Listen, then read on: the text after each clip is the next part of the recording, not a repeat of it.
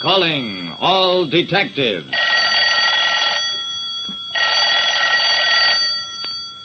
I was given a table at which a woman had fainted a few minutes earlier and found scrawled in lipstick a strange message. That is the situation on this page from my casebook. The casebook of Jerry Browning, private detective. When you're a private detective like me, Jerry Browning, you know that the tiniest crumb of information can contain a lot of food for thought. The kind of food I wanted when I walked down Layton Street was roast beef, rare. So when I passed Smithson's Grill, I walked in and found myself in a scene of confusion. The head waiter was carrying the body of a woman who hung limply in his arms. At that moment, the proprietor came dashing over. Nothing to worry about. A lady just fainted. Turn up the air conditioning higher, please. The head waiter and the proprietor took the woman outside. Another waiter grabbed me and propelled me to a table. Sit down, sir. Have this table cleaned for you in a second. I sat down, but I wasn't hungry anymore. The food already on the table had barely been touched, and there was a crumpled napkin soiled with lipstick before me. Obviously, this table had been the one occupied by the fainting lady. A waiter saw my expression, gave a signal, and a moment later, 2 busboys were sweeping the table clear. The waiter laid a fresh tablecloth at one end of the table, started unrolling it toward me. At the same time, a busboy picked up the last plate from the used cloth and revealed some letters and numbers scrawled on the cloth in lipstick. I stared at the markings. I was looking at my own telephone number. A waiter gave me the same table at which a woman had fainted, and on the tablecloth, in lipstick, I found scrawled my telephone number. I grabbed the head waiter. What was that woman's name, and where was she taken? Miss Margot Welch, and we took her to the doctor across the street. Please, sir, you're hurting my arm.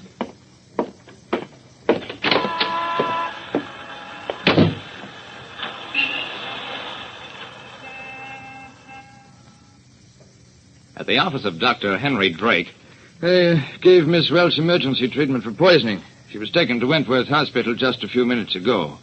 What is your interest in the matter, Mr. Browning? I don't know yet. I found a message intended for me.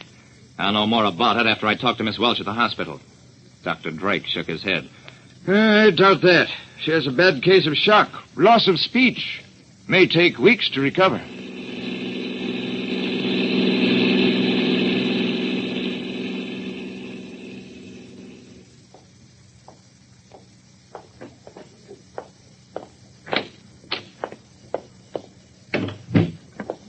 Margot Welch looked like an enormous doll in that hospital bed.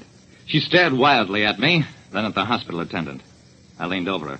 I'm Jerry Browning, Miss Welch. If you want my help, blink your eyes twice. Her eyelids fluttered shut, opened, shut, opened again. I turned to the attendant. You saw that? This woman is now my client, and I am authorized to act for her. I want a 24-hour nurse on duty, and I will send a registered operative down here as a guard to ensure Miss Welch's personal safety. I turned back to the woman. I must ask you some questions, Miss Welch. If the answer is yes, close your eyes. If it's no, keep them open. Do you understand? Her eyes closed. Okay. I'll make it as brief as possible. Well, I've been in on some tough questioning sessions, but this was the worst of them all. I got permission to examine her purse, learned that she was a designer of exclusive costume jewelry. Then, are you afraid of somebody? Answer, yes. Do you know who it is? Answer, no. Have you received threatening letters? Yes. Do you have the letters? No. What happened to them? Question withdrawn. Did you destroy the letters? No. Did you give them away? Yes. Do you have a business associate? Yes. Does she have the letters? Wild fluttering of eyes, question rephrased. Does he have the letters? Yes. I got up. You go to sleep, Miss Welch. I'll stay outside until your guard arrives. You have absolutely nothing more to worry about.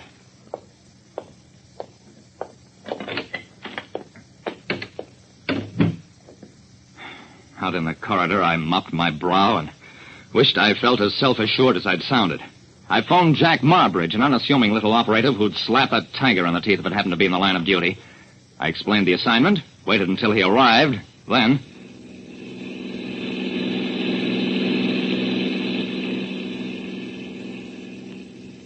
The showroom and shop of Margot Creations was a swank salon in the Palmerston building. As I entered, A distinguished-looking gray-at-the-temples man came forward to meet me. Yes? What can I do for you, sir? You can talk to me. Are you Miss Welch's business associate? Yes, I'm Gregory Morgan. Is something the matter? Yeah. Your partner is dying at Wentworth Hospital. Somebody tried to poison her. Let's have those threatening letters she was sent. Morgan looked embarrassed. Why, the fact is, I didn't take them seriously, and I'm afraid... You threw them away. Very, very smart. Okay, tell me this. Why should anybody threaten Miss Welch? Who are her enemies? Morgan hesitated. I know of no enemies, but a very strange thing did happen recently. Margot designed a pair of bracelets, heavy Renaissance stuff of which she's noted. They were a matched pair, but one had a tiny concealed compartment for a picture or a charm, you know. Yeah? Go ahead. Well, I told her the compartment would be ideal for carrying poison, like the Borgias did. Mr. Morgan, skip the build-up and get to the point, if any. Morgan looked pained. The bracelets were purchased by Martingale's most exclusive shop. Meanwhile, Margot kept getting those letters, which depressed her terribly. This morning, one of the bracelets came back, a faulty clasp. And when we examined the bracelet, it was the one with the concealed compartment.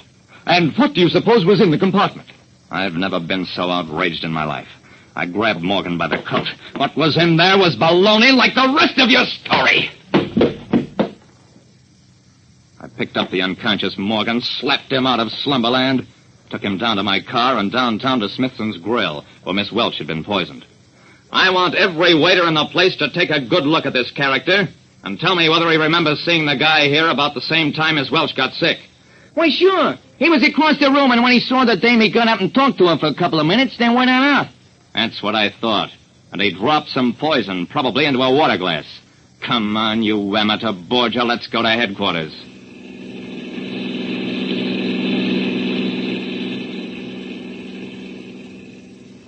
Well, we had another questioning session, this time with Mr. Morgan.